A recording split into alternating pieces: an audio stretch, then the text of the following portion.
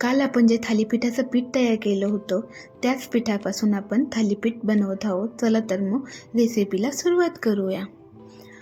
पत्ताकोबी, कांदा, टोमॅटो, कांद्याची पात, गाजर, मेथी या सर्व भाज्या आपण स्वच्छ धुवून आणि बारीक चिरून घेतल्या आहे. तर एका बाउलमध्ये काढूया. त्यामध्ये आपण वाटण टाकणार आहोत. वाटण म्हणजे कोथिंबीर, लसूण आणि हिरवी मिरची हे एका मिक्सरच्या भांड्यामध्ये थोडं पाणी टाकून बारीक करून घेणार आहोत. ते सारं आपण त्यात टाकणार आहोत. त्याचबरोबर आपण त्यामध्ये हळद, बडीशोप पावडर, जिरेपूड, चवीपुरता मीठ आणि ते पिठाचे 2 कप पीठ टाकून आपण छान त्याला भिजवून घेणार आहोत.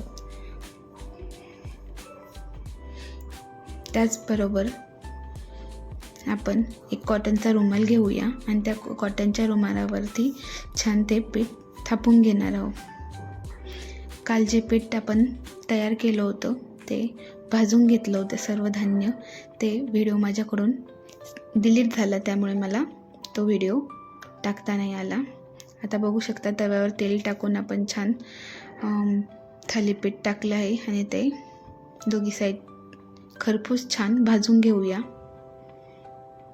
बघू शकता किती छान दिसते आहे.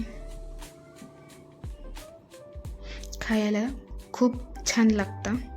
नाश्त्यासाठी, जेवणासाठी खूप चविष्ट लागतं. आपण हे कोरसीच्या चटणीसोबत सर्व करत आहोत. चला तर मग